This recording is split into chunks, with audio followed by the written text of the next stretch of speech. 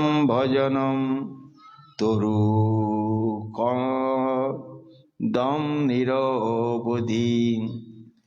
শচী শুনো শ্রেষ্ঠম নিখিল জগদ্দিষ্টম সুখময়ম কলৌমজ্জীবোদ্ধারণম করণ ধাম করুণ। হরের বাধা নাদওয়া ভব জগধি গর্বন্নতি হরম ভজে নিত্যানন্দ ভজনম তরু কন্দম নিরবধি। অয়ে ভ্রাত নৃণাম কলি কলুষিনাম কিম্নো ভবিতা। কেউ যদি পড়তে চান 194 পৃষ্ঠায় দেখুন, নামহট্ট যার কাছে আছে, 4 নম্বর শ্লোক।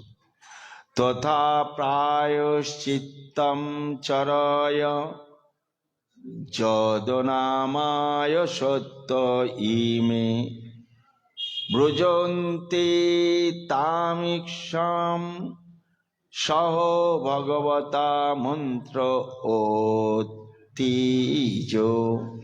ভজে নিত্যানন্দম ভজন তরু কন্দম নিরবধি। যথেষ্টম রে ভাত কুরু হরি হরি ধানম নিশাম ততো বহ সংসার আম্বুধি তরণ দায়ময়ী লগে।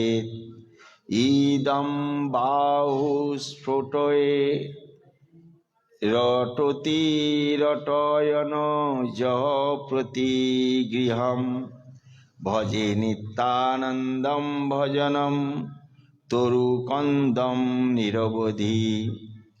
বলাৎ সংসার আস্ত নিধি হরণ কুম্ভ ভবমোহ শতাম শ্রেয় সিন্ধু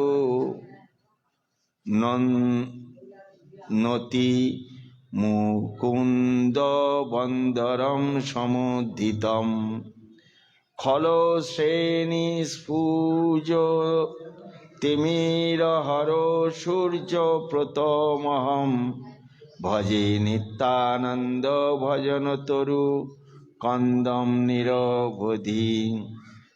নটস্তং গায়ন্তং হরি মনোরদন্তম পথি পথি ব্রজন্তম পশ্যন্তম সমপি মদয়ন্তম জনগণম প্রকুর্বর্তম সন্তম সকরুণ দৃঢ়ন্তম প্রকলয়দাম ভজে নিত্যানন্দ ভজনম তরু কন্দম নিরবধি। সুবিভ্রাণম ভাতুঃ কর সরসিজ্জম কোমলতরম নিথো বক্তা লোকচ্ছুলিত পরমানন্দ হৃদয়ম ভ্রমন্তম মাধুর্যৈরহম মদয়ন্তম পুরজনম জনান ভজে নিত্যানন্দম ভজন তরু কন্দম নিরবধি। রসা নামাধানং রসিক বর সদ্বৈষ্ণবোধনম রসাগারম সারং পতিতো তুতি তারং স্মরণতঃ পরম নিত্যানন্দাষ্টকম ইদমপূর্বম পঠতি যস্তঃ দগ্নি দন্দাজ্জম পুরতু নিতরাম তস্য হৃদয়ে। জয় শ্রী শ্রী নিত্যানন্দ অষ্টকম কি জয়। অষ্টকম বলা হয়েছে, কিন্তু এই অষ্টকম পাঠ করলে কি হয় সেই বলতে গিয়ে 9টা শ্লোক এখানে রচনা করেছেন কে? জয়দুষ্যম্য অদ্বৈত আচার্য। অনুবাদ, প্রথম অনুবাদ। যার মুখমণ্ডল শরৎকালীন চন্দ্রের শোভা বিষয়কের তিরস্কার করে। শরৎকালে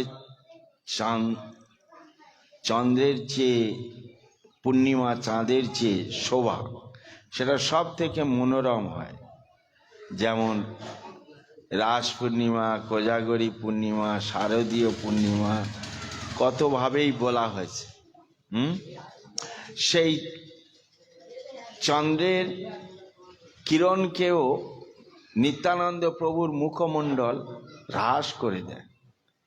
যার সুবিমল অঙ্গকান্তি পরম মনোহর রূপে শোভা পায়, যিনি মত্ত মাতঙ্গের মতো মৃদুমন্দর গতিতে গমন করেন,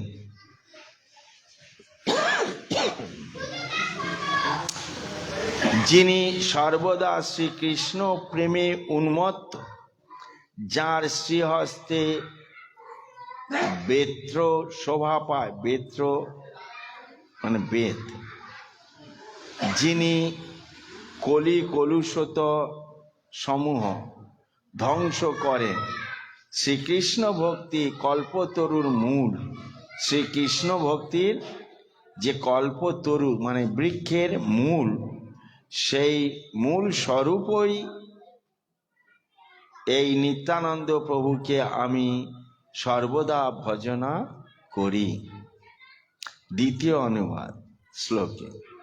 যিনি নিখিল রসের আধার, যিনি ভক্তগণের প্রাণধন,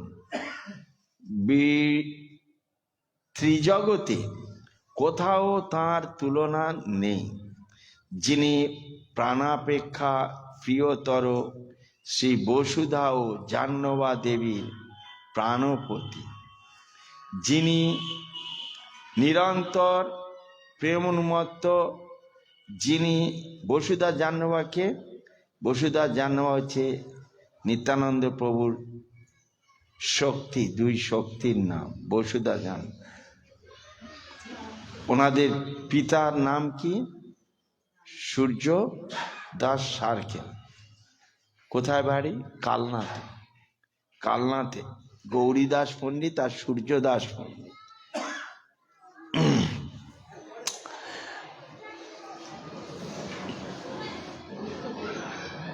এক ভাইয়ের ছেলে মেয়ে ছিল না, আর এক ভাইয়ের 2 কন্যা। 2 কন্যার সঙ্গে নিত্যানন্দ প্রভুর বিবাহ হয়েছিল। কালনা স্টেশন আছে, কেউ যদি না যান মায়াপুর থেকে যেতে পারেন। মায়াপুর থেকে নবদ্বীপ ট্রেন ধরলে কালনায় দর্শনীয় স্থান। সেখান থেকে আবার ট্রেন ধরে হাওড়ায় আসা যায়। কালনা থেকে, হাওড়া থেকে শিয়ালদা হয়ে বাড়ি ফিরতে পারে। আর যদি মায়াপুর ফিরে যেতে চান তো আবার পুনরায় নবদ্বীপ গিয়ে সেখান থেকে মায়াপুর। প্রেম উন্মত্ত, যিনি মন্দমনা ব্যক্তিগণের নিতান্ত অবিদিত, সেই শ্রীকৃষ্ণ ভক্তি কল্পতরুর মূল স্বরূপ শ্রী নিত্যানন্দ প্রভুকে আমি সর্বদা ভজনা করি। তৃতীয় শ্লোকের অনুবাদ। যিনি গৌরাঙ্গের অতি প্রিয়, যিনি সর্বজগতের মঙ্গল সাধন করেন, যিনি পরম সুখময় কলিযুগে পাপহত জীবগণের উদ্ধারের জন্য যার করুণার অবধি নেই, যিনি শ্রী হরিনাম সংকীর্তন প্রচার দ্বারা দুস্তর ভব সমুদ্রের গর্ভ খর্ব করেছেন, অর্থাৎ যিনি সংসার সাগর অবলীলাক্রমে উত্তীর্ণ হওয়ার উপায় বিধান করেছেন, সেই শ্রীকৃষ্ণ ভক্তি কল্পতরুর মূল স্বরূপ সেই নিত্যানন্দ প্রভুকে আমি সর্বদা ভজনা করি। 4 নম্বর শ্লোকের অনুবাদ। হে ভ্রাত, কলি পাপচ্ছন্ন জীবগণের গতি কি হইবে? তুমি কৃপা করে ঈদৃশ্য উপায় বিধান করো, যাতে তারা তোমার শ্রীচরণ লাভ করতে পারেন। এইভাবে যিনি শ্রী গৌর ভগবানের সঙ্গে কথোপকথন ও যুক্তি পরামর্শ করতেন, শ্রীকৃষ্ণ ভক্তির মূল কল্পতরুর মূল স্বরূপ সেই শ্রী নিত্যানন্দ প্রভুকে আমি সর্বদা ভজনা করি। এই জগতে আমরা কেউ চিন্তা করি, কিন্তু এখানে নিত্যানন্দ প্রভু তিনি এই জগৎবাসীর জন্য চিন্তা করছেন, এই জগৎবাসী কিভাবে কৃষ্ণ প্রেম লাভ করবে। আর সে কৃষ্ণ প্রেম তো আর নিত্যানন্দ প্রভুর নয়, সেটা তো কৃষ্ণের। আর সেই কৃষ্ণ গৌরাঙ্গ মহাপ্রভু রূপে এসছেন, তাই নিত্যানন্দ প্রভু মহাপ্রভুর সঙ্গে যুক্তি করছেন কিভাবে আপনার এই প্রেম জগতের জীব লাভ করতে পারবেন, কোন পন্থা অবলম্বন করলে। এরা তো জড় মায়ায় আবদ্ধ হয়ে আছে, মুগ্ধ হয়ে আছে, মায়ার কবলে কবলিত হয়ে আপনার স্মরণ করা তো দূরের কথা, কখনো চিন্তা করে না। তাহলে এরা কিভাবে এই কৃষ্ণ প্রেম লাভ করবে, সে বিষয়ে তিনি মহাপ্রভুর সঙ্গে পরামর্শ করলেন কোন পদ্ধতি অবলম্বন করলে কলির জীব হরিনাম গ্রহণ করতে পারে। কেন হরিনামে তো এদের কোনো রুচিই নেই, হরিনাম করতে বললেই তারা উল্টা একটা কথা শুনিয়ে দেয়। তাই কোন পথ অবলম্বন করা যায়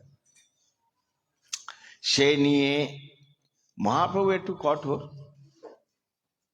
কিন্তু নিত্যানন্দ প্রভু আরো দয়ালু। সেই জন্য বলছে নিতাইয়ের করুণা হবে, ব্রজে রাধা কৃষ্ণ পাবে, ধর নিতার চরণ দুখানি, নিতাইয়ের চরণ সত্য, তাহার সেবক নিত্য, নিতাই পদ সদা কর আস। 5 নম্বর শ্লোকের অনুবাদ। হে ভাই সকল, তোমরা নিরন্তর শ্রী হরিনাম যথেষ্ট রূপে কীর্তন করো, যথেষ্ট রূপে, তাহলে তোমাদের ভব সমুদ্র পার হওয়ার জন্য আমি দায়ী রইলাম। কে বলছেন?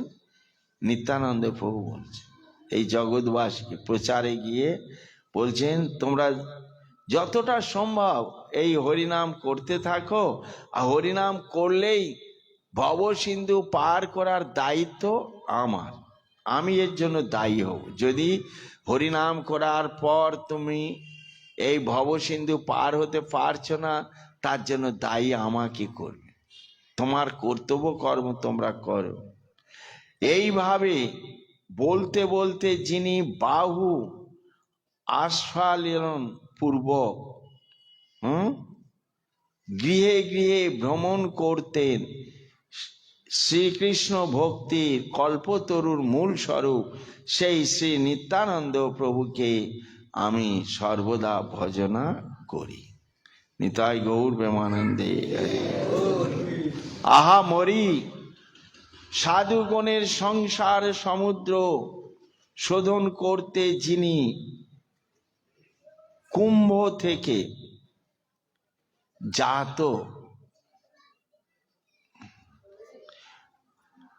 অগস্ত্য স্বরূপ, অর্থাৎ যিনি অনায়াসে শ্রীমৎ শ্রী ভগবত ভক্তগণের উদ্ধার সাধন করেন, যিনি জীবগণের কল্যাণ সমুদ্র উদ্বেলিত করবার জন্য চন্দ্ররূপে সমুদিত হন, অর্থাৎ যিনি অশেষ রূপে জীবের মঙ্গল সাধন করেন, যিনি দুর্জনগণের পাপান্ধকার বিনাশ করতে সূর্য স্বরূপ, অর্থাৎ যিনি পাপীগণের পাপ রাশি বিধ্বস্ত করেন, শ্রীকৃষ্ণ ভক্তি কল্পতরুর মূল স্বরূপ, সেই নিত্যানন্দ প্রভুকে আমি সর্বদা ভজন করি।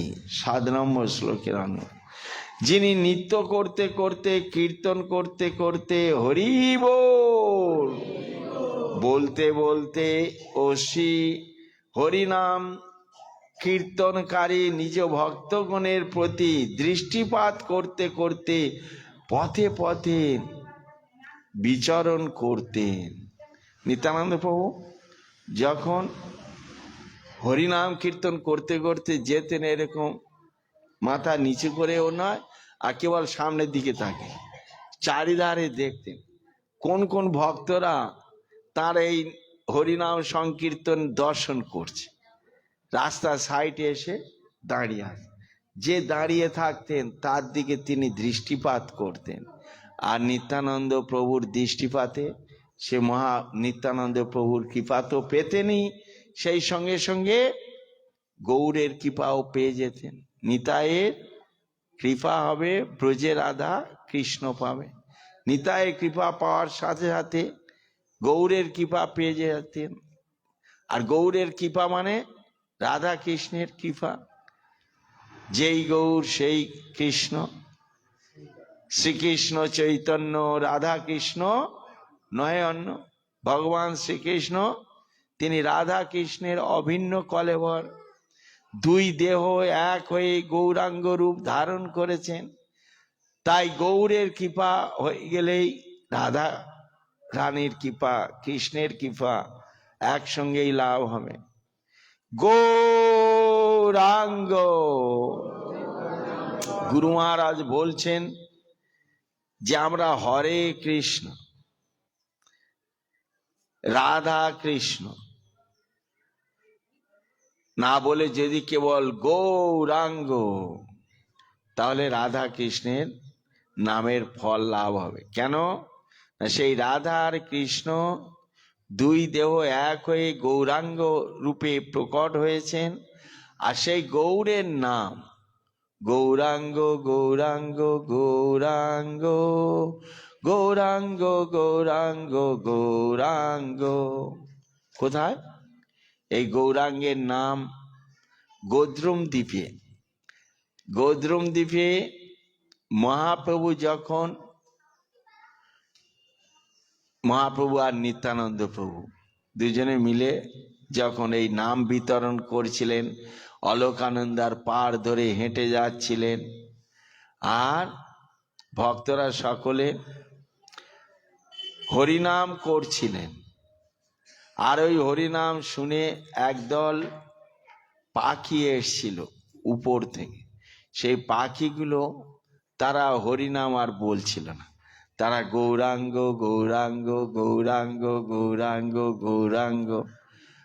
মহাপ্রভু কীর্তন করতে করতে কীর্তন মনে, কি ব্যাপার, পাখিগুলো কি বলছে? আরে এই পাখিগুলো কি কিছু জানে না নাকি? এটা তো কলিযুগ, কলিযুগের যুগমন্ত্র হচ্ছে হরে কৃষ্ণ কৃষ্ণ কৃষ্ণ হরে হরে, হরে রাম রাম রাম হরে হরে। মহাপ্রভু যত জোর দেয় পাখিগুলো অত তার জোর দিয়ে পাখির আওয়াজের কাছে কি আর মহাপ্রভুর আওয়াজের কাছে পাখিরা আওয়াজ দিয়ে পারে? তো পাখিরা দেখলেন না, আমরা তো এই আওয়াজকে বন্ধ করতে পারি, আর ওদের কাছে খোল ঢোল এইসব আছে। তাই পাখিগুলো আর দূরে না থেকে সব ভক্তদের কাঁধে বসছে। এক এক ভক্তের কাঁধে এক একটা করে পাখি, এ কাঁধে একটা, ও কাঁধে, আর দুই কাঁধে বসে আর সেই ভক্তের কানে কাছে ভক্ত বলছে হরে কৃষ্ণ, পাখি বলছে গৌরাঙ্গ গৌরাঙ্গ গৌরাঙ্গ গৌরাঙ্গ। তো ভক্তরা যখন কেউ যদি একটা গান গাইছে আর কানের ধারে আর একটা বাজে, তো বিরক্তি হবে না? না, প্রভু বলছে না। তখন পাখিরা বলছে না না, সেই হরে কৃষ্ণ রাধা কৃষ্ণ তিনি তো কলিযুগে এই গৌরাঙ্গ রূপে এসে, তাই হে কলিজীব, পাখিগুলো বলে দিচ্ছে, হে কলিজীব তোমরা এই হরে কৃষ্ণ এত বড় গান তোমাদের করতে হবে না, তোমরা ছোট গান করো, গৌরাঙ্গ গৌরাঙ্গ গৌরাঙ্গ। মহাপ্রভুর কাঁধে ও দুটো গান, দুটো পাখি গিয়ে বসে মহাপ্রভুর কানে কানে এইসব বলছে। মহাপ্রভু বিরক্তি হচ্ছে, পাখি দুটোকে ধরে বলছে কি তোমরা জানো না যে কলিযুগের যুগমন্ত্র হরে কৃষ্ণ মহামন্ত্র? তোমরা হরে কৃষ্ণ ছেড়ে দিয়ে এটাই করছো কেন? যাও, আমার কাছে তোমাদের থাকতে হবে না, এই নাম গাইবে তো আকাশে উড়ে যাও। বলে মহাপ্রভু পাখি দুটোকে ধরে আকাশে উড়িয়ে দিয়ে, পাখি দুটো আকাশে আর উড়ে চলে গেলেন। আর কি করবে? মহাপ্রভু ভক্তদের জানিয়ে দিয়ে গেলেন যে এই গৌরাঙ্গ কে। তা কলিযুগে কেউ যদি কেবল গৌরাঙ্গের নামও করেন তাহলে সে রাধা কৃষ্ণের কৃপা লাভ করে। তাই এখানে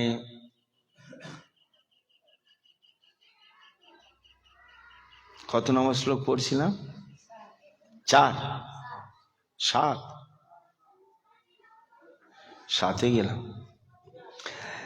আহা মরি সাধুগণের সংসার সমুদ্র শোধন করতে যিনি কুম্ভ থেকে জাত অগস্ত্য স্বরূপ, অর্থাৎ যিনি অনায়াসে শ্রী ভগবত ভক্তগণের উদ্ধার সাধন করেন, যিনি জীবগণের কল্যাণ সমুদ্র উদ্বেলিত করবার জন্য চন্দ্ররূপে সমুদিত হন, অর্থাৎ যিনি অশেষ রূপে জীবের মঙ্গল সাধন করেন, যিনি দুর্জনগণের পাপ অন্ধকার বিনাশ করতে সূর্যস্বরূপ, অর্থাৎ যিনি পাপীগণের পাপ রাশি বিধ্বস্ত করেন, শ্রীকৃষ্ণ ভক্তি কল্পতরুর মূল স্বরূপ, সেই নিত্যানন্দ প্রভুর ভজন করি। যিনি নৃত্য করতে করতে কীর্তন করতে করতে হরি বল বলতে বলতে ও শ্রী হরিনাম কীর্তনকারীর নিজ ভক্তগণের প্রতি দৃষ্টিপাত করতেন, পথে পথে বিচরণ করতেন, এবং যিনি সজ্জনগণের প্রতি করুণ নেত্রে ঈক্ষণ করতেন, শ্রীকৃষ্ণ তরু কল্প তরুর মূল, শ্রীকৃষ্ণ ভক্তির কল্পতরু মূল স্বরূপ সেই শ্রী নিত্যানন্দ প্রভুকে আমি সর্বদা ভজন করি। 8 নম্বর শ্লোক। যিনি শ্রী গৌরাঙ্গের সুকমল করকমল ধারণ পূর্বক পরস্পরের বদন চন্দ্র সন্দর্শন করিতেন, পরমানন্দে পরিপূর্ণ হতেন, এবং যিনি নগরবাসীগণকে স্বীয় অনির্বচনীয় মাধুর্যে উন্মত্ত করে চতুর্দিকে বিচরণ করতেন, শ্রীকৃষ্ণ ভক্তি কল্পতরুর মূল স্বরূপ, সেই নিত্যানন্দ প্রভুকে আমি সর্বদা ভজনা করি। 9 নম্বর শ্লোকের অনুবাদ। যিনি কল্পতরুর, যিনি ভক্তিরস সমূহ প্রদানকারী, যিনি রসিক ভক্তগণের সর্বস্ব ধন, যিনি নিখিল রসের আধার ভূত, যিনি ত্রিজগতের সার বস্তু, যার স্মরণ করলে প্রাণী পাপী গণের পবিত্র পরিত্রাণ লাভ হয়ে থাকে, সেই নিত্যানন্দ প্রভু এই অত্যুত্তম ও অপূর্ব অষ্টকম যিনি পাঠ করবেন, তার হৃদয়ে অদ্বিতীয় সুদুর্লভ শ্রীপাদ পদ্ম সুচারুরূপে স্ফূর্তি প্রাপ্ত হবে। নিতাই গৌর প্রেমানন্দে। এখানে নিত্যানন্দ প্রভুর অষ্টকম সমাপ্ত।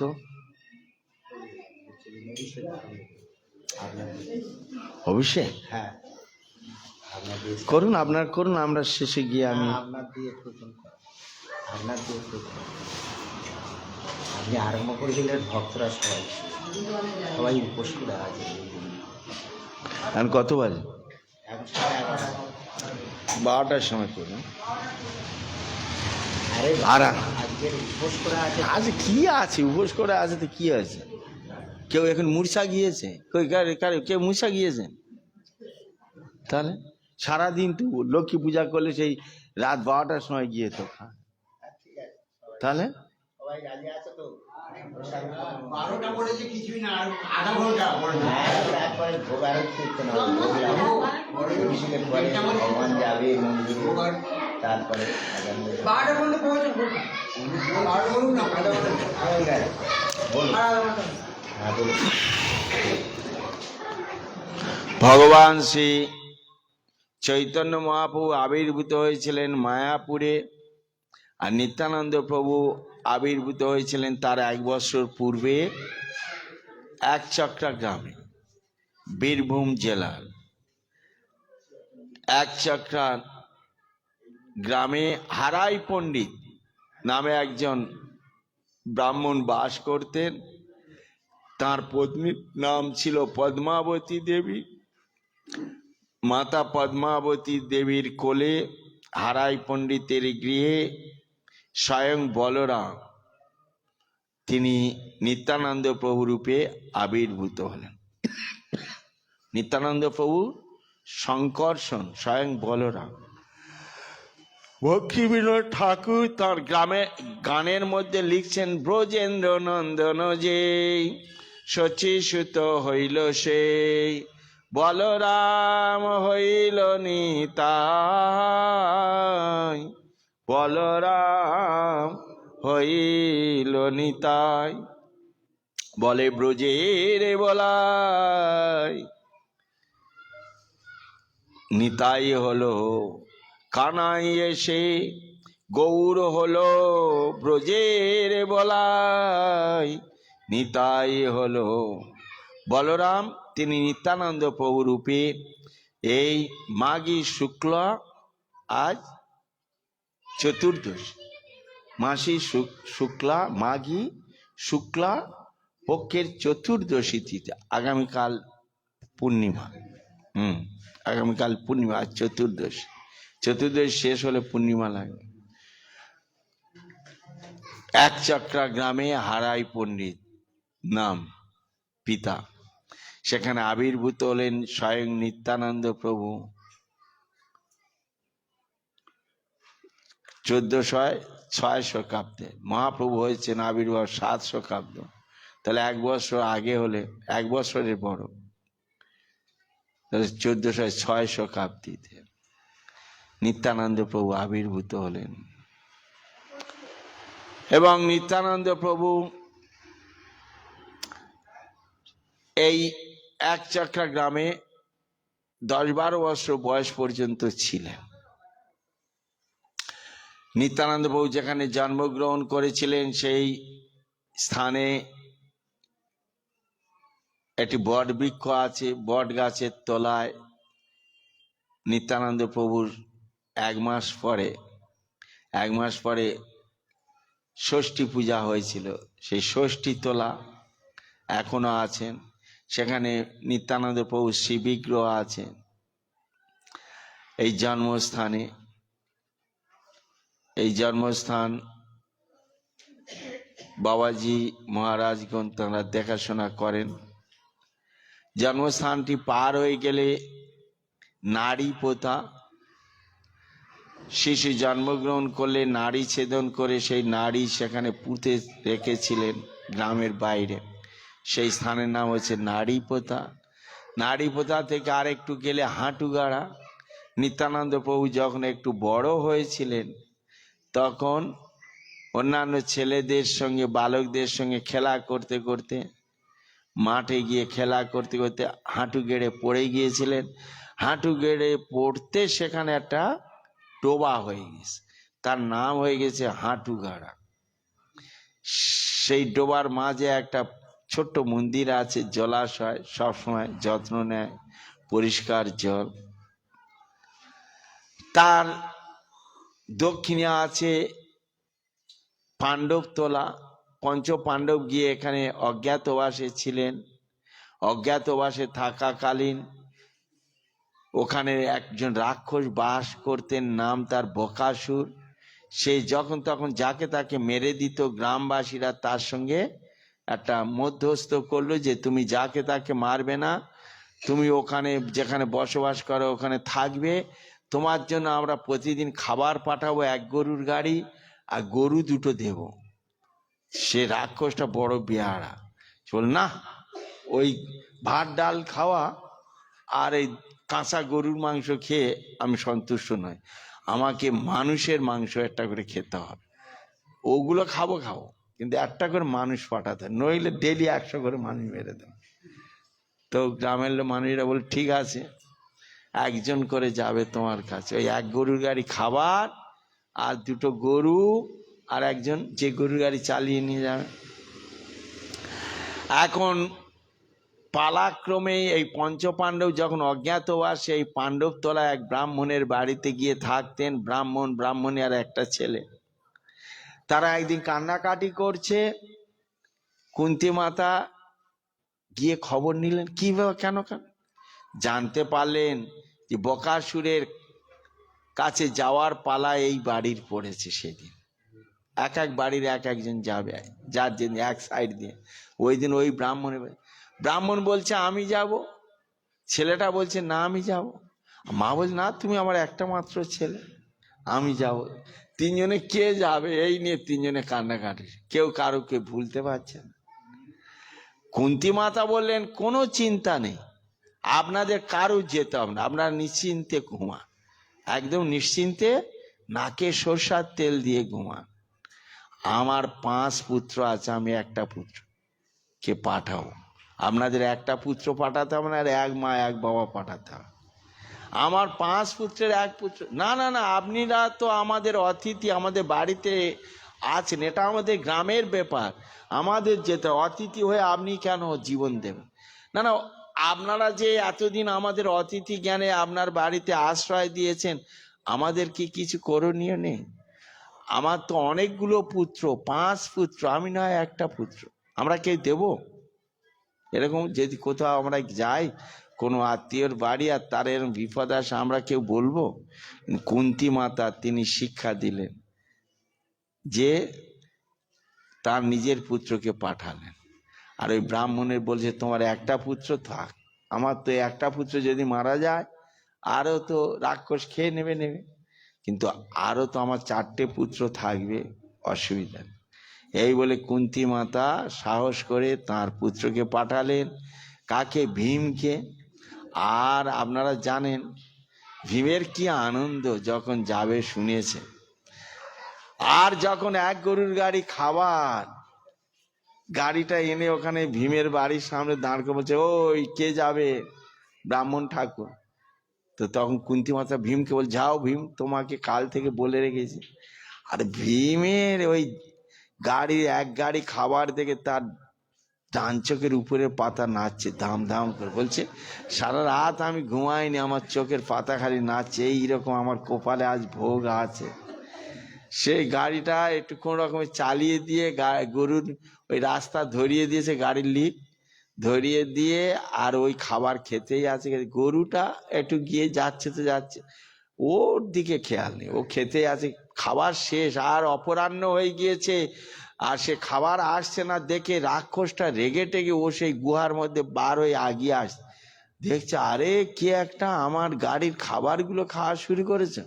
সে আর সহ্য করে না থাকতে পারে, সে আরো আগিয়ে এসছে দৌড়ে এসে লাফ দিয়ে গাড়ির উপরে উঠে ভীমের পিঠের চালে লাদ মারা শুরু করে।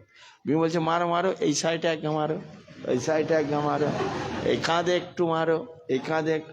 হ্যাঁ বেটা যেমন 2-3 বার লাদ মারতে মারতে সেই রাক্ষসের পায়ে লেগে, আগে কেউ মারলে জোরে মেরেছে, আর ভীমের শরীর তো লোহার মতো, আর ওর পায়ে লাগছে। ও তখন রেগে গিয়েছে, গিয়ে 2 হাতে তখন এই কাঁধে ধরেছে, বলে ধরো ধরো ঘাটটা একটু ভালো করে ম্যাসেজ করে দাও, অনেকদিন আমার কেউ ম্যাসেজ করেনি, একটু ভালো করে আরো জোরে আরো জোরে। আর খেতেই আছে, ও খেতেই আছে, মাঝে মাঝে ওকে বলছে রাখে। ও লাস্টে রেগে গিয়েছে, তখন খাওয়াটা আর শেষ হয়ে গেছে, যখন আর সব খেয়ে নিস তাড়াতাড়ি করে খেয়ে নিয়েছে, আর কোনোটা খাবার নেই। হ্যাট! বলে ভীম ঝাটকা দিয়ে উঠেছে, উঠে ওকে গাড়িতে ধাক্কা মেরে নিচে ফেলে। কখন দিয়ে বলছে আর একটু জোরে, গায়ের শক্তি নেই আমার মেসেজ করতে এসে, এই বলে তার গিয়ে গোলা টিপে ধরেছে, বুকের উপর চড়ে বসে গোলা টিপে শেষ করে দিয়েছে। দিয়ে গরুর গাড়িটা নিয়ে চলে এসছে। ওরে বাবা, সব লোক ওখানে একবার হাজার হাজার লোক আসে। তাড়াতাড়ি করে এই 5 ভাই আর কুন্তী মহারানী সকলকে বললেন আজকে তোমাদের সঙ্গে কারোর সঙ্গে এইসব কথা হবে না, সন্ধ্যা হয়ে এসে এইসব হতে হতে সন্ধ্যা হয়ে গেছে। বলছে তোমরা সব আজ বিশ্রাম করো, কালকে সকালে তোমাদের সঙ্গে কথা হবে। এই বলে তার সব লোকজনকে বাড়ি পাঠিয়ে দিয়ে, আর 5 ভাই কুন্তী মহারানী দে চম্পট। ওখান থেকে অনেক দূর দূর থেকে লোক আসছিল, তারা বলছে এখন ওরা শয়ন করেছে, কারোর সঙ্গে কথা বলবে না, কাল সকালে যাও, যে যেখানে ওখানে তারা বিশ্রাম করছে। সকালে উঠে এসে দেখছি যা সে পাণ্ডবতলা ফাঁকা, তারা কোথায় পালিয়ে গেছে। সকলে সেখানে প্রণাম করছে, মাথা করছে, যাক কোন দেবতা এসেছিল আমাদের এই রাক্ষসকে মারার জন্য, আমাদের দুঃখ দূর করার জন্য, চলে গেল, দর্শন হলো না, এই বলে অনেক কান্নাকাটি করে। পঞ্চপাণ্ডব ওখান থেকে চলে গিয়েছে দিনাজপুরে, ওখানে ওই ওই ওই ওই বিরাট রাজার বাড়িতে গিয়ে 5 ভাই 5টা কাজ নিয়ে ওখানে থেকে গিয়েছে। তো এই পাণ্ডবতলা, এই এক চক্রে পাণ্ডবতলা ছাড়া নিত্যানন্দ প্রভু একটু বড় হয়ে নিত্যানন্দ প্রভু ওখানে যমুনা আছে, সেই যমুনায় একটা কদমখণ্ডী ঘাট বলে একটা ঘাট আছে, কদম গাছ আছে সেই জঙ্গল, সেইখানে ছায়া আছে, কদম গাছের শিকড়ের থেকে ওইসব লাফ দিয়ে পড়ে স্নান টান করে বালকেরা, আর যমুনায় নেমে তারা জল কেলি করে, একজন ডুব দেয় আর সকলে তাকে খোঁজে। এইভাবে খেলা করতে করতে নিত্যানন্দ প্রভু একবার ডুব দিয়েছে, আর উঠছে না। 2 মিনিট 4 মিনিট 5 মিনিট, আধা ঘন্টা 1 ঘন্টা, সকলে চিন্তাগ্রস্ত হয়ে গেল, কি হলো এতক্ষণ ধরে, হায় হায় কি হলো, তাহলে ডুবে গিয়েছে, তলিয়ে গিয়েছে জলের স্রোতে। এই বলে কয়েকজন বালক তারা ছোটাছুটি করে গিয়ে এই পদ্মাবতী দেবী আর হারাই পণ্ডিতকে, সেই সঙ্গে গ্রামবাসীরা সব দল বেঁধে এসে যমুনায় ঝাঁপ দিয়ে সেই শিশু নিতাইকে খুঁজছে, সকলে কান্নাকাটি করছে, নিতাই কোথায় গেলে কোথায় গেলে, ওঠো ওঠো। কেউ মনে করছে না জলের স্রোতে ভেসে গেছে, দূরে চলো, দূরে খুঁজতে খুঁজতে যাচ্ছে। একটু পরে নিতাই ভুস করে এক কিনারায় গিয়ে ঠেলে উঠে, সকলে দেখতে পাচ্ছে নিতাই উঠেছে, হরি বল হরি বল। আরে নিতাই সে কি আরেকজনকে নিয়ে উঠেছে, কি নিয়ে উঠলে, দেখছে বাঁকা রায় আটা কৃষ্ণের বিগ্রহ, উনি যে বলরাম, কৃষ্ণের বিরহে উনি আর কতদিন থাকবে, তাই কৃষ্ণকে খুঁজছিলেন যমুনার মধ্যে, আর কৃষ্ণ ওনার কাছে চলে এসেছেন। এখন আর একটা যদি জ্যান্ত ছেলে চলে আসে অচেনা, তার লোকে কি বলবে, জলের ভিতর দিয়ে কোথায় কাকে ধরে নিল। সেই জন্য কৃষ্ণ তিনি বিগ্রহ হয়ে গিয়েছেন, আর উনি এই বিগ্রহ জলের নিচে পাওয়া গিয়েছে। নিতাই বলছে এই বিগ্রহটা আমি এখানে পেলাম, জলে ডুব দিয়ে ওখানে চুপ করেছিলাম, কিছু একটা ধরেছিলাম, দেখি এটা কি ধরে আছে এতক্ষণ ধরে, আমিও ধরে আছি আর ও আমাকে ধরে আছে, ছাড়েই না, তাই এত দেরি হয়ে গেল। লাস্টে যখন তোমরা কান্নাকাটি করছো, আমি বললাম না মা বাবা কান্নাকাটি করছে, তখন এই চলে এলাম উপরে। এই তো দেখো একটু বাঁকা রায় কৃষ্ণ, খুব ভালো খুব ভালো, সকলে খুব আনন্দিত। যাক, অপূর্ব। বাঁকা রায়কে গ্রামের মাঝে স্থাপন করলেন। আর হারাই পণ্ডিত, পদ্মাবতী দেবী, নিত্যানন্দ প্রভু সব দিন মঙ্গল আরতি, ভোগ লাগানো, সন্ধ্যা আরতি করেন। ওনারা ব্রাহ্মণ, আর অন্যান্য লোকেরা এসে সেখানে যোগদান করেন ধুমধামের সঙ্গে। সকলে গ্রামবাসীরা হরিভক্তি করে। কেন এতদিন নিত্যানন্দ প্রভুকে কেউ তো পূজা টুজা করতো না, যে যার কাজ করতো। তাই নিত্যানন্দ প্রভু চিন্তা করলেন আমি এই জগতে এসেছি কৃষ্ণ ভক্তি দান করার জন্য, তো যদি ঠাকুরকে স্থাপন করি তাহলে আমিও ঠাকুরকে ভক্তি করলে আমার সঙ্গে সঙ্গে এরাই করবে। তাই নিত্যানন্দ প্রভু এই বিগ্রহ পূজা অর্চন সব গ্রামবাসীদের শেখালেন। মঙ্গল আরতি, সন্ধ্যা আরতি করা, ভোগ নিবেদন করা, এসব গ্রামবাসীদেরকে নিয়ে শুরু করে দিলেন নামহট্ট প্রচার। একচক্রা গ্রামে নামহট্ট খুলে দিলেন। তারপরেই নিত্যানন্দ প্রভু মাতা পিতা, ওখানে আর একটা আছে, ওই কদমখণ্ডী আছে, আর এই বাঁকা রায়ের মন্দির আছে। আর ওই বাঁকা রায়ের মন্দিরের সামনে আছে জগন্নাথ দেব। এই জগন্নাথ দেব একাই ছিলেন, আর ছোট একটা বট গাছের গোড়ায় ছিল। বট গাছের গোড়ায় একটা ছোট কুঁড়ে ঘরে ছিল, টালির ঘরে প্রথমে আমরা। এখন অভিন্ন জগন্নাথপুরীর মন্দিরের মতো মন্দির এই কয়েক বছর আগে এক বাবাজি মহারাজ বানিয়েছে। আর সেখানে ফিরে আবার বলদেব আর সুভদ্রা মহারানীকে স্থাপন করেছে, বিরাট মন্দির। এই জগন্নাথ ওখানে আসলেন কিভাবে না, হারাই পণ্ডিত আর পদ্মাবতী দেবী ওনাদের ইচ্ছা হয়েছে জগন্নাথপুরীতে জগন্নাথ দেবকে দর্শনে যাবে। খাবার টাবার সব জোগাড় করে নিয়েছে। ভোরবেলা বার হয়েছে, হয়ে হাঁটতে হাঁটতে সকাল হয়ে এসছে। তো গ্রামের বাইরে একটা বট গাছ তোলা দেখছি, সারা অতক্ষণ হাঁটলাম আর এইটুকুটাই এলাম। তো নিত্যানন্দ প্রভু বলছে আপনাদের বয়স হয়ে গেছে, আপনারা হাঁটতে পারছেন না, মনে হচ্ছে অল্প এইটুকুটাই হেঁটে মনে করছেন যে কত না হেঁটেছে, আর জগন্নাথপুরী কত দূরে, এখন হাঁটবেন কী করে?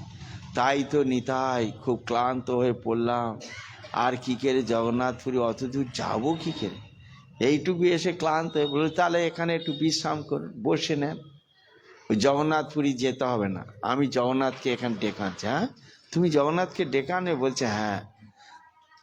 মা আর বাবাকে বলে তোমরা চোখ বন্ধ করে জয় জগন্নাথ জয় জগন্নাথ জয় জগন্নাথ জয় জগন্নাথ জপ করো, আমি জগন্নাথকে এখানে নিয়ে আসবো। তো হারাই পণ্ডিত আর পদ্মাবতী দেবী চোখ বন্ধ করে জয় জগন্নাথ করতে থাকলেন। আর নিত্যানন্দ প্রভু তার সঙ্গে জয় জগন্নাথ এখানে চলে এসো, আমার মা বাবাকে দেখা দাও। জগন্নাথ ওখানে উপস্থিত হয়ে গেছেন। এইবারে নিত্যানন্দ প্রভু বলছেন এইবারে আপনারা চোখ খুলুন, দেখুন, তাকান, বট গাছের গোড়ায় কে এসছে দেখুন। দেখছি জগন্নাথের বিগ্রহ। এত তাড়াতাড়ি বিগ্রহ কোথা থেকে তুমি নিয়ে এলে? আমি কেন আনবো, এখানে জগন্নাথ এসছে, আমি এই কয়েক মিনিটের মধ্যে কোথায় থেকে আনবো? আমাদের গ্রামে জগন্নাথ আছে নাকি, তা আমি নিয়ে আসি। ওই তো আপনারা জব করলেন আর জগন্নাথ আপনাদের কষ্ট দেখে এখানে। এই জগন্নাথ আর ওই জগন্নাথের মধ্যে কোনো পার্থক্য নেই।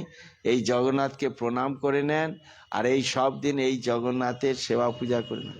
আবার সেবা পূজা, গ্রামবাসী একের পর এক বিগ্রহ পাচ্ছে, আর জগন্নাথ এই হারাই পণ্ডিতের সাথে সাথে তারাও সকলে মিলে ভক্তি করে।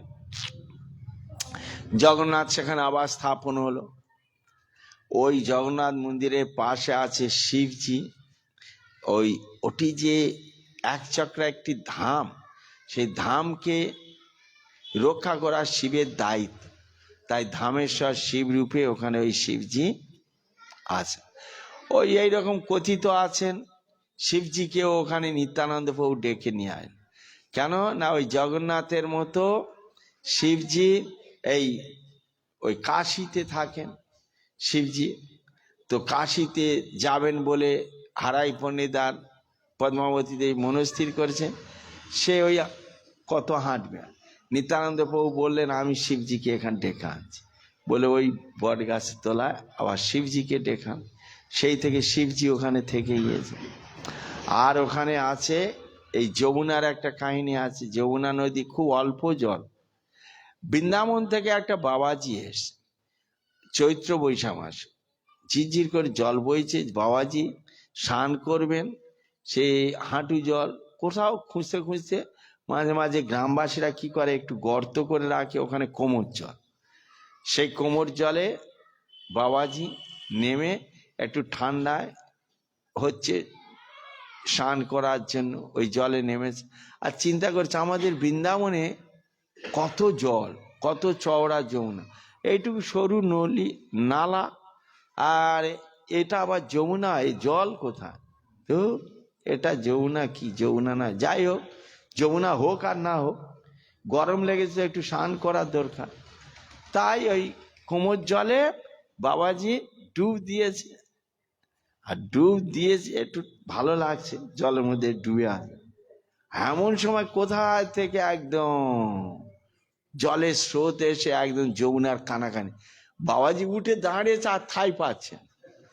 তখন সাঁতার দেওয়া শুরু করেছে। সে বাবাজির একটা লাঠি ছিল, কোন রকমে পাড় বেয়ে বেয়ে লাঠি ধরে ধরে নেমেছিল। এখন সে লাঠিটা হাত থেকে কোথায় ফসকে গিয়ে জলের স্রোতে চলে গিয়েছে। হামাগুড়ি টেনে এখন কিনারায় জল উঠে গেছে, পাড়ের উপরে উঠে তখন যমুনা মাকে প্রণাম করছে, আমার অপরাধ হয়ে গেছে, আমি আপনাকে এই চিন্তা করলাম, আপনি সঙ্গে সঙ্গে এখানে আমাকে শিক্ষা দিয়ে দিলেন। আর কি করে আমার লাঠিটা কি হবে, কোথায় স্রোতে ভাসিয়ে নিলেন, আমি বুড়া লোক এখন চলবো কি করে। আর একটা লাঠি জোগাড় করে নিয়েছে, নিয়ে আবার সাধু বাবা ওখান থেকে চলে গিয়েছে। ঘুরতে ঘুরতে সাধু বাবা বৃন্দাবনে গিয়েছে। সব তীর্থ দর্শন হয়ে যাওয়ার পরে আবার বৃন্দাবনে গিয়েছে। বৃন্দাবনে গিয়ে কেশি ঘাটে স্নান করতে নেই, কেশি ঘাটে ডুব দিয়ে আর উঠবে উপরে, দেখছে ওই সেই এক চক্রে যে লাঠিটা হারিয়ে গিয়েছিল স্রোতে, সেই লাঠিটা বৃন্দাবনে কেশি ঘাটে কিনারায় ভাস। আরে আমার এই লাঠিটা এখানে এলো কি? আমি মনে করছিলাম আমাদের বৃন্দাবনের যমুনা ওটা কোথাকার কিসের জলের স্রোত, তাহলে ওই যমুনার সঙ্গে এই যমুনার যোগ আছে, ওখানে লাঠিটা ভেসে গেল আর স্রোতে এখানে চলে এলো। এই কি সেই যমুনা? বলছে হ্যাঁ, এটাই সেই যমুনা। তো এই যমুনা সাধু বাবার সন্দেহ আরো দূর করলেন। ওইখানে কিছুদিন লীলা বিলাস করার পরে আরেকজন সাধু সন্ন্যাসী এসে সেই হারাই পণ্ডিতের বাড়িতে উঠেছে। সে হারাই পণ্ডিতের বাড়িতে উঠেই নিতাইয়ের চলাফেরা ভাবভঙ্গি দেখে সে সাধু বাবার খুব ভালো লেগেছে। সাধু বাবা হারাই পণ্ডিতকে বলেন, আমি বড় ক্লান্ত, অনেক দিন হলো তীর্থে তীর্থে ভ্রমণ করছি, আপনার এখানে এই এক চক্রা গ্রাম বড় ভালো লাগছে, আমি আর এক দুদিন থাকতে চাই। তা হারাই পণ্ডিত বল, খুব ভালো, সৌভাগ্য, আমি সন্ন্যাসীর সেবা করতে পারবো, আপনি আর কিছুদিন থাকুন। তেই বলে সেই সাধু বাবা আরো 2-3 দিন থেকে গেছে। কিন্তু 2-3 দিন পরে যখন সাধু বাবা সেই স্থান ত্যাগ করবেন, তো হারাই পণ্ডিতকে বলছেন যে আমি আগামী দিন সকালে আমি অন্যত্র চলে যাব। হারাই পণ্ডিত বলছে, না না, আপনি আর কয়েকদিন থাকুন। বলছে না না, আমার সন্ন্যাসীর তো 1 রাত বেশি কোথাও থাকা উচিত নয়, আপনার বাড়িতে 3 রাত থাকলাম, আর থাকবো না, আমাকে যেতে দেন। তখন হারাই পণ্ডিত বলছেন, আপনি তো থাকবেন না, চলে যখন যাবেন, তাহলে আমি আপনার কি সেবা করতে পারি? আপনি আমার বাড়িতে এসে থাকলেন, আমি তো সেই রকম কিছু আপনার সেবা করতে পারিনি, বলুন কি সেবা করলে আপনি খুশি হবেন, আপনার কিছু একটা সেবা আমি যাতে করতে পারি সেরকম একটা আদেশ করুন। বল, তাই তুমি সত্যিকারে বলছো? বলছে হ্যাঁ, দেবে, আমি যা বলবো সেই সেবা। বলছে হ্যাঁ, ভালো করে চিন্তা করো, হ্যাঁ, ভালো করে চিন্তা করে, আমি তো বলছি আপনি যা চাইবেন আমি দেব, আমার কাছে যদি থাকে। বলছে হ্যাঁ তোমার কাছে আছে, বলুন কি চান আপনি। বলছে আমার বয়স হয়ে গিয়েছে, আর আমি চলতে পারি না খুব একটা, তথাপি আমার কিছু তীর্থ এখনো দর্শন করতে বাকি আছে, ওগুলোতে তো যেতেই হবে। আমি এই পূর্ব ভারতে এসেছি, বাকি সর্বত্র দর্শন হয়ে গেছে, আর এই কামরূপ কামাখ্যা পর্যন্ত যাব, ওখান থেকে ঘুরে বৃন্দাবন চলে যাব, আর বৎসরখানেক সময় লাগবে। তাই তোমার পুত্র নিতাইকে আমার সঙ্গে দেবে, একটু হেল্প করবে আমাকে, একা একা ঘুরে বেড়ায়। হারাই পণ্ডিত বলেন সাধু বাবা, আপনি আর চাওয়ার বস্তু খুঁজে পাননি, আমার প্রাণটাকে চেয়ে বসলে। হ্যাঁ, নিতাই তো আমার প্রাণ, শুধু আমার প্রাণ না, এই গ্রামবাসীর প্রাণ, এই এক চক্রার প্রাণ ওই নিতাই। আপনি নিতাইকে নেওয়ার সাথে সাথে আমাদের তো স্বামী স্ত্রীকে মারছেন, আর উপরন্তু এই গ্রামবাসীকেও। সাধু বাবা বললেন দেখুন হারাই পণ্ডিত, আমি তোমাকে আগে বলেছিলাম ভালো করে চিন্তা করো, আমার সেবা তুমি করতে পারবে কিনা। তুমি বারবার আমাকে অনুনয় বিনয় করতে থাকলে, আর আমি যখন বললাম এখন তুমি এভাবে এড়িয়ে যাচ্ছ, আমাকে ভয় দেখাচ্ছ। হারাই পণ্ডিত বললেন না না, আমি তো পিতা, আমি নইলে সহ্য করলাম, নিতাইয়ের কে ভোলার চেষ্টা করলাম, কিন্তু তার মা এই পদ্মাবতী দেবী, তার একমাত্র পুত্র এই নিমাই, সে কিভাবে ভুলবে, আমি তাকে কি বলে সান্ত্বনা দেব।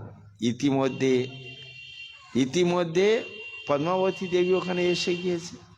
যখন শুনলেন নিতাইকে দেওয়ার প্রতিশ্রুতি করেছেন, সাময়িকভাবে এই পদ্মাবতী দেবী দুঃখিত হয়ে পড়লেন, কিন্তু দুঃখিত হলেও নিজের দুঃখকে সম্বরণ করে পদ্মাবতী দেবী হারাই পণ্ডিতকে বুঝাতে থাকলেন, দেখো স্বামী, আমি আপনার অর্ধাঙ্গিনী, আপনার ধর্মকর্মে আমার সহযোগিতা করা কর্তব্য, তাই আপনি আমার চিন্তা করবেন না, আমার দেহে প্রাণ থাক আর না থাক তাতে কিছু আসে যায় না, কিন্তু আপনার ধর্ম নষ্ট হোক বা আপনার প্রতিশ্রুতি ভঙ্গ হোক, এটা আমি চাই না।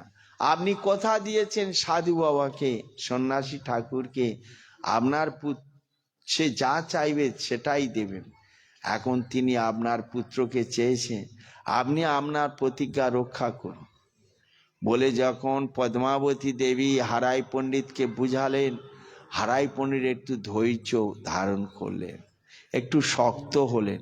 ইতিমধ্যে নিত্যানন্দ প্রভু চলে এসেছেন সেখানে, এসে বললেন যে আমি এই সাধু বাবার সঙ্গে যেতে চাই। মাতা পিতাকে বললেন আপনারা এই সাধু বাবার সঙ্গে আমাকে পাঠান। মাতা পিতা বললেন নিতাই, ওটাই তো নিয়ে আমরা শোক করছি, সাধু বাবা তো তোমাকে নিতে চায়। নিতাই বলছে হ্যাঁ, আমি তো সাধু বাবার সঙ্গে যাব বলে তো এখানে এসেছি, কয়দিন আমি ওটাই চিন্তা করছিলাম, সাধু বাবার সঙ্গে গেলেই সব জায়গায় ঘুরতে পারবো, তো যদি উনি নিতে চাচ্ছে তাহলে আমাকে যেতে দিন, আপনারা ওনার সঙ্গে পাঠান। ঠিক যেমন রামলীলাতে ভগবান রামচন্দ্র বনে যেতে চায়, কিন্তু মাতা কইকেয়ী বর চেয়েছে, আর দশরথ আদেশ দিতে ভয় পাচ্ছে। রাম আর লক্ষ্মণ ড্রেস পরে চলে এসেছে, সন্ন্যাস ড্রেস, এসে বলছে না না আমাদেরকে বনে পাঠান, পিতৃসত্য পিতৃদেব আদেশ প্রতিশ্রুতি দিয়েছেন, তার প্রতিজ্ঞা ভঙ্গ হবে, তাই আমরা যেতে রাজি। বলে মাতা পিতাকে প্রণাম করে তারা বাইরে, নিজ ইচ্ছা পিতার আদেশ দেওয়ার পূর্বে। নিত্যানন্দও তাই, পিতার আদেশের পূর্বে নিজে রাজি হয়ে গিয়েছে। এখন কি করবেন, পিতা সন্তুষ্ট হয়ে নিতাইকে সন্ন্যাসীর সঙ্গে দিলেন। সন্ন্যাসী নিতাইকে নিয়ে একদিন, দুদিন, 3 দিনের দিন একটা গ্রামে গিয়েছে। মধ্যাহ্নে ভোজন করে সেই বট বৃক্ষের তলাতে তিনি একটু বিশ্রাম করতে করতে ঘুমিয়ে পড়েছে। নিতাই ওখানে খেলা করছিল। বাচ্চা ছেলে কি আর ঘুমায়, হতো খেলা করছে। করতে করতে কোথায় যে চলে গিয়েছে, সাধু বাবার ঘুম ভেঙে গিয়েছে। গিয়ে দেখছে, নিতাই, নিতাই কোথায় গেলে? বাড়ি গেলে নাকি? হ্যাঁ, অনেক দূর রাস্তা তো, তুমি 3 দিন আমরা হাঁটছি, তুমি রাস্তা চিনবে নাকি? এই তখন সাধু বাবা চিন্তায় পড়লেন। আশপাশের গ্রামে গিয়ে খোঁজাখুঁজি করলেন, নিতাইকে খুঁজে পেলেন না। আবার ওই বটতলায় ফিরে এসে 1, 2 আরো 3 দিন থাকলেন। নিতাইকে, যদি সে বাচ্চা ছেলে ভুলে কোথাও গিয়েছে, আবার যদি আসে, কি জবাব দেব? আমি তো হারাই পণ্ডিত আর পদ্মাবতী দেবীকে কথা দিয়ে এসেছিলাম যে তোমাদের পুত্রকে আমি চিরদিনের জন্য নিতে আসিনি, 1 বছর মধ্যে আমার তীর্থ ভ্রমণ হয়ে গেলে তোমাদের পুত্রকে তোমাদের কাছে ফিরিয়ে নিয়ে আসবো। কিন্তু সেই নিতাই গেল কোথায়? আমি তাদের কাছে আবার যাব কিভাবে? কোন মুখে তাদের কাছে গিয়ে কথা বলবো? এই বলে সে সাধু বাবা 3 দিন খাওয়া দাওয়া ঘুম সব চলে গিয়ে অবশেষে দৈববাণী হলো, হে মহাত্মা, এই আপনি যার চিন্তা করছেন তিনি সাধারণ বালক নয়, তিনি হচ্ছেন পরমাত্মার পার্ষদ। হ্যাঁ, তাই তা রাস্তা ভুল হওয়ার কোনো কারণ নেই।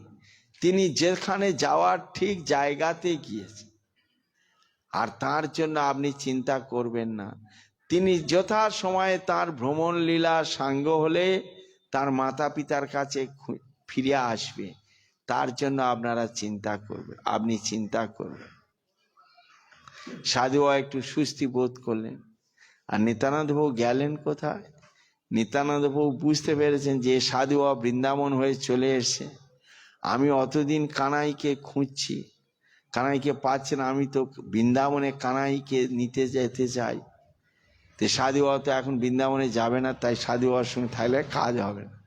এই জন্য নিতাই বৃন্দাবনের দিকে হাঁটা দিলেন। আর সাধু বাবা তো বৃন্দাবন ঘুরে চলে এসে এখন আর যাবে না, তাই সাধু বাবা তাকে আর খুঁজে পেলেন না। এই নিত্যানন্দ প্রভু সেই বৃন্দাবনে গিয়েছে বংশী বটে, গিয়ে ডাকাডাকি করছে, কানাই কানাই কানাই। আর ওই বংশী বটের ওখানে একটা কুঁড়ে ঘর থেকে একজন বেরিয়ে এসে মনে করছে, আরে গলাটা তো চেনা চেনা, কিন্তু লোকটা তো চিনতে পারছি না। তুমি কে ভাই? কানাইকে খুঁজছো? তুমি কোথা থেকে এসছো? আরে শ্রীরাম সখা, আমাকে চিনতে পারছো না? আরে আমি তো সেই বলাই বলাই। হ্যাঁ, বলাই? তুমি বলাই কি?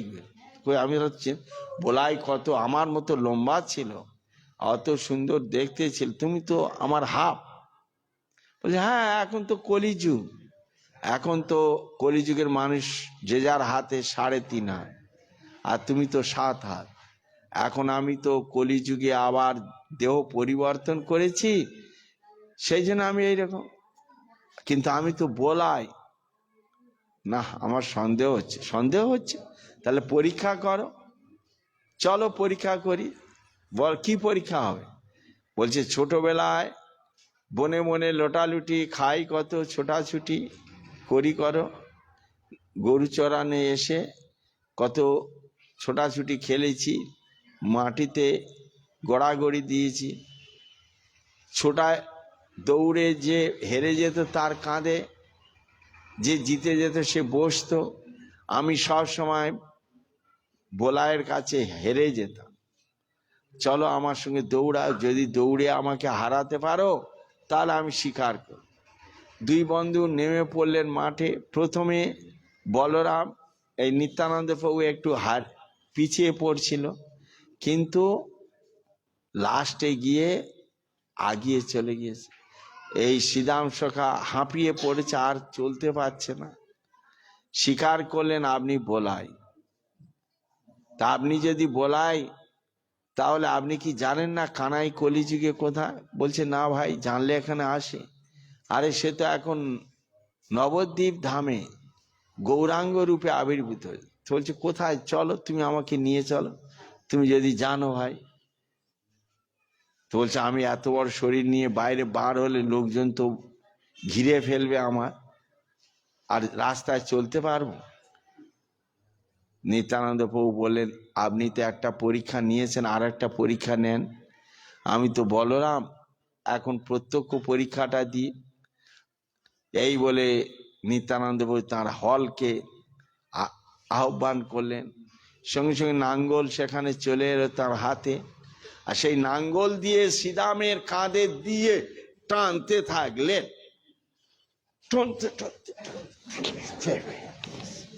একদম নিত্যানন্দ প্রভুর সমান। যখন নিত্যানন্দ প্রভু সমান হয়ে গিয়েছে, তখন চলো এইবারে দুই বন্ধু হাঁটা শুরু। নাম পরিবর্তন করে দিলেন, অবিরাম ঠাকুর। দুজন হাঁটতে হাঁটতে নবদ্বীপ চলে এসছেন। সেই দিন মহাপ্রভু স্বপ্ন দেখছেন, একটা তালধ্বজ রথে করে কে একজন এসে মহাপ্রভুর বাড়ির সামনে দাঁড়িয়েছে, আর ওই রথ থেকে এক দিব্য পুরুষ নিচে নেমে আসলেন। মহাপ্রভু গিয়ে তাকে আলিঙ্গন করলেন, আর মহাপ্রভুর ঘুম ভেঙে গিয়েছে। আর মহাপ্রভু ঘুমাতে পারছেন না। সকাল হয়ে গিয়েছে, শুনতে পাচ্ছি যে নবদ্বীপে কলহ শুরু হয়ে গেছে, লোকের কোলাহল।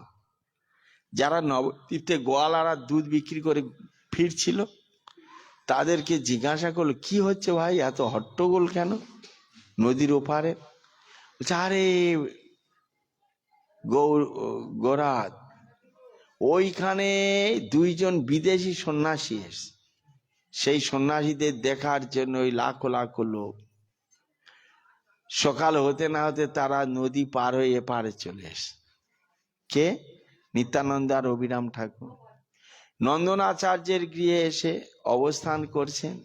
মহাপ্রভু বুঝতে পারলেন কে এসছে, তাই তিনি ভক্তদেরকে সঙ্গে নিয়ে শ্রীবাস ঠাকুর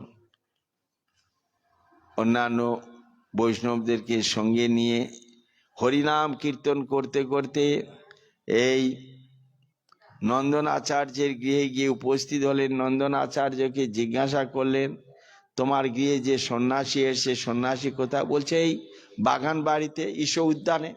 মহাপ্রভু ভক্তদেরকে নিয়ে ওই বাড়িটার চারিধারে কীর্তন করতে থাকলেন, হরিধ্বনি করতে থাকলেন, কারো কোনো আওয়াজ নেই। মহাপ্রভু আর কতক্ষণ অপেক্ষা করবে? মহাপ্রভু পণ্ডিতকে, শ্রীবাস ঠাকুরকে নিয়ে ঘরের ভিতরে প্রবেশ করে দেখছেন একজন মহাত্মা ধ্যানমগ্ন, আর একজন তার সামনে বসে। মহাপ্রভু কিছু না বলে ওনাকে প্রদক্ষিণ করলেন কয়েকবার। বাইরে ভক্তরা হরিনাম করছে, ঘুরছে, আর উনি ভিতরে, উনি আর শ্রীবাস ঠাকুর। তথাপি সেই ধ্যান ভঙ্গ হচ্ছে না, কার সঙ্গে কথা বলব?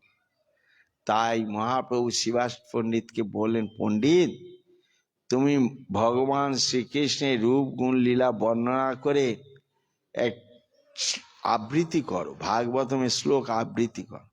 শ্রীবাস পণ্ডিত তাই করলেন, ভগবানের রূপ গুণ লীলা বর্ণনা করে আবৃত্তি করতে থাকলেন। আর এই আবৃত্তি শুনে সেই নিত্যানন্দ প্রভু তিনি কানাই কানাই কানাই বলে চিৎকার করলেন। মহাপ্রভু তিনি বলাই বলাই এই বলে দুজনকে আলিঙ্গন করে ওখানে ভূমিতে পড়ে গেলেন। নিতাই গৌর প্রেমানন্দ। তারপরে উঠে আবার উদ্দণ্ড নিত্য কীর্তন, আকাশ বাতাস মুখরিত সব ভক্তদের নিয়ে। মাঝে মাঝে অদ্বৈত আচার্য বলছে নাড়া নাড়া নাড়া, কোথায় নাড়া, কি ব্যাপার? এক ভক্ত আর এক ভক্তের মুখোমুখি তাকাচ্ছে, কি ব্যাপার? শ্রীবাস পণ্ডিত গিয়ে মহাপ্রভুর মুখের কাছে কানে কানে গিয়ে বলছেন, প্রভু আপনি কি বলতে চাইছেন, কেউ তো আমরা বুঝতে পারছি না। আরে বুঝতে পারছো না? আরে ওই যে নাড়া, যার ডাকে আমরা এখানে চলে এলাম, বৈকুণ্ঠে সিংহাসন নড়ে গেল, আমরা দুজনে একত্রিত হলাম, আর নাড়া বাবলা বাড়িতে বসে আছে, বাবলা বনে। সে এখনো এখানে আসার নাম নেই তার। কে? অদ্বৈত আচার্য, যার ডাকে আমরা দুজনে এসছি, আর সে এখন ওখানে। কিরকম ব্যাপার বলো? যাও শীঘ্র গিয়ে তাকে ডেকে নিয়ে এস। ভক্তরা বলছে সে কি, বিশ্বাস হচ্ছে না যে অদ্বৈত আচার্যের ডাকে আমরা এসছি? বিশ্বাস না হলে আমার নাম বলতে হবে না, তোমরা যাও গিয়ে অদ্বৈত আচার্যকে খবর দেবে যে আপনার ডাকে যারা দুজনে এসছে তারা দুজন আপনাকে ডেকে পাঠিয়েছে। কার ডাকে কারা দুজনে এসছে, কোন নাম বললেন? এই কথা শুনে শিবাস পণ্ডিতের ভাই রামাই পণ্ডিত বাচ্চা বলল, দৌড়ে যাও শান্তিপুরে গিয়ে আচার্যকে ডেকে নিয়ে এস। তিনি গিয়ে বললেন আচার্য দেবকে যে আপনার ডাকে যারা দুভাই এই মর্তে আগমন করেছিলেন, সেই তারা দুজন আপনাকে ডেকে পাঠিয়েছে। আমার ডাকে এসে কারা দুজন, ওখানে গেলে দেখতে পাবেন। বুঝতে পারলেন? তাই অদ্বৈত আচার্য বল, ঠিক আছে তুমি যাও, আমি যাচ্ছি। অদ্বৈত আচার্য আসার সময় আবার তিনি চিন্তা করছেন যে আমার ডাকে যদি উনি এসে থাকে তাহলে উনি আমার আরাধ্য দেব, আমি এখান থেকে গিয়ে ওই বাড়িতে প্রবেশ করব না, বাড়ির বাইরে থাকব, যদি আবার ডাকে তখন যাব। তো আবার ডাকতে তখন গিয়েছেন,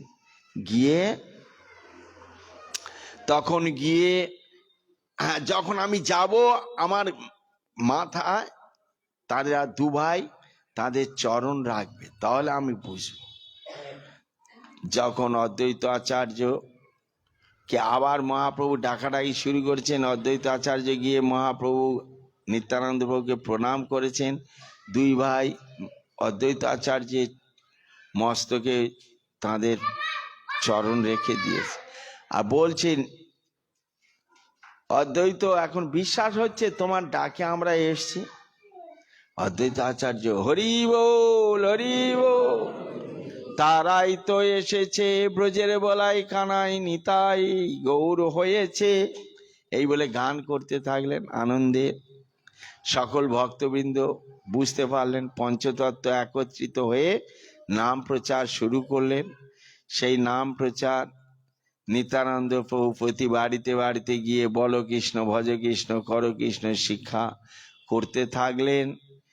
পরে মহাপ্রভু আদেশ করলেন যে দিন অবসানে আসি আমারে কহিবা। তাই মহাপ্রভুর কাছে রিপোর্ট দেওয়ার জন্য নদিয়া গোদ্রুমে এই নামহট্ট একটা খুললেন। মহাপ্রভু সেখানে সন্ধ্যাবেলা আসতেন, আর নিত্যানন্দ প্রভু সারাদিন কতজনকে হরিনাম করিয়েছেন তাকে বলতেন। এইভাবে মহাপ্রভুর নির্দেশে নিত্যানন্দ প্রভু হরিদাস ঠাকুর যোগাই মাদাইকেও উদ্ধার করলেন, নবদ্বীপবাসীকে উদ্ধার করলেন। অবশেষে মহাপ্রভু সন্ন্যাস নিয়ে চলে গেলেন পুরী ধামে। নিত্যানন্দ প্রভুর সঙ্গে যাচ্ছিলেন। উড়িষ্যাতে চন্দ্রভাগা নদীতে মহাপ্রভু স্নান করতে লাগলেন। নিত্যানন্দ প্রভুর কাছে দণ্ড আর কুমণ্ডল দিলেন। নিত্যানন্দ প্রভু বসে থাকতে থাকতে দণ্ডটা 3 খণ্ড করে, এক দণ্ড ছিল 3 খণ্ড করে ভেঙে আর নদীতে ভাসিয়ে দিয়েছে, সুবর্ণরেখার নদী। মহাপ্রভু স্নান করে এসে চাইলেন দণ্ড। নিত্যানন্দ প্রভু বলে, ও দণ্ডটাকে ভেঙে ফেলেছি, ও মায়াবাদী দণ্ড, এক দণ্ড কি হবে, ওটাকে আমি ভেঙে 3 খণ্ড করে দিয়েছি। দাও দাও দাও, তাহলে তো ভালোই হয়েছে, ওই 3 খণ্ড হলে তাহলে ভক্তিযোগের দণ্ড হয়ে যাবে। তো সে তো আমি নদীতে ফেলে দিয়েছি, ভেসে চলে গিয়ে। কি এত বড় ক্ষতি আমার করলে? আমি সব কিছু ত্যাগ করে ওই দণ্ডটা ধারণ করেছিলাম, দণ্ডই আমার একমাত্র সম্বল, আমার গুরুদেব আমাকে দিয়েছিল, আর তুমি সেটাকে ভেঙে ফেললে, আবার সেটাকে ভেঙে ফেলে দিলে কেন? আর আমার সঙ্গে তোমার যাওয়া হবে না, তুমি এখান থেকে ফিরে যাও।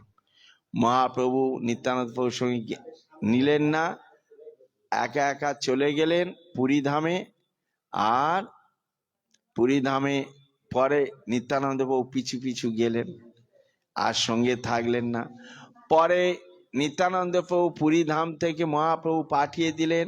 নিত্যানন্দ প্রভু এসে এই খর্দাতে তিনি বসবাস শুরু করলেন, এবং মহাপ্রভু সন্ন্যাস নিয়ে আবার এসেছিলেন।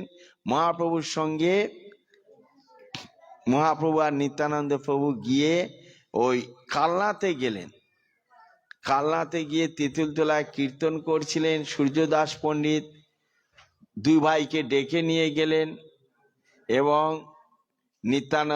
মহাপ্রভু তো সন্ন্যাসী, নিত্যানন্দ সন্ন্যাস আশ্রম গ্রহণ করেছেন। নিত্যানন্দ সন্ন্যাসীর মতো ঘুরে বেড়ায়, কিন্তু সন্ন্যাসী নয়। তাই সূর্যদাস পণ্ডিতের দুই কন্যার সঙ্গে নিত্যানন্দ প্রভুর বিবাহ হলো। নিত্যানন্দ প্রভু এখানেই থেকে গেলেন, কখনো কালনায় আর কখনো ওই খর্দায়। পরবর্তীকালে নিত্যানন্দ প্রভু তিনি এক পুত্র লাভ করেন, নাম তার হয় বীরভদ্র, নাম রাখেন বীরভদ্র। খর্দা থেকে তার পিতার জন্মভিটায় চলে গেলেন, একচক্রা গ্রামে গিয়ে সেখানে বসবাস শুরু করলেন, এবং তার নাম অনুসারে ওই একচক্রার নাম হয়ে গেল বীরভদ্রপুর। এখনো বীরভদ্রপুর কেউ বলে একচক্রা। বীরচন্দ্র প্রভুর নাম অনুসারে বীরভদ্রপুর, বীরচন্দ্রপুর, বীরচন্দ্র প্রভুর নাম অনুসারে বীরচন্দ্রপুর। একচক্রা নাম হয়েছিল ভগবান কৃষ্ণ কুরুক্ষেত্রের যুদ্ধে অস্ত্র ধারণ করবো না বলেছিলেন, আর ভীষ্মদেব তিনি বলেছিলেন অস্ত্র ধারণ করাবো। ভীষ্ম আর অর্জুনের যুদ্ধে অর্জুন রথ সব হারিয়ে ফেলেছিল, আর ভীষ্মদেব এরকম বাণ ছুটছিল অর্জুনের প্রাণ নাশের আশঙ্কায়। ভগবান সেই রথের চাকা তুলে ভীষ্মদেবের দিকে আগিয়ে গেলেন, আর ভীষ্মদেব তীর ধনুক ছেড়ে দিয়ে হাত জোড় করে দাঁড়িয়ে পড়লেন, বললেন প্রভু আমার ইচ্ছা পূর্ণ হয়ে গেছে, আপনাকে অস্ত্র ধারণ করাতে চেয়েছিলাম, আপনি অস্ত্র ধারণ করেছিলেন, আর আমি যুদ্ধ করব না। ভগবান চাকাটা কি করবে, রেগে মেগে দূরের দিকে পাঠিয়ে দেয়, উপরে দিয়ে বাইয়ে দিয়েছে, আর সেই চাকা ঘুরতে ঘুরতে সেই কুরুক্ষেত্রে থেকে এসে এই একচক্রায় পড়েছে। তাই ওই জায়গার নাম হলো একচক্রা। হরে কৃষ্ণ। বাঞ্ছা কল্পতরুভশ্চ কৃপা সিন্ধু এবছ পরিত্রাণাং পাবনে বহু বৈষ্ণবে নমঃ। এখন ওখানে অভিষেক হবে, আপনারা কীর্তন করুন, আর যারা অভিষেকের পরে ওখানে গিয়ে পুষ্পাঞ্জলি দেবেন, সকলে ওখানে চলে যাবেন, হাত ধুয়ে একসঙ্গে পুষ্পাঞ্জলি দেওয়া হবে, তারপর আরতি হবে। হরে কৃষ্ণ।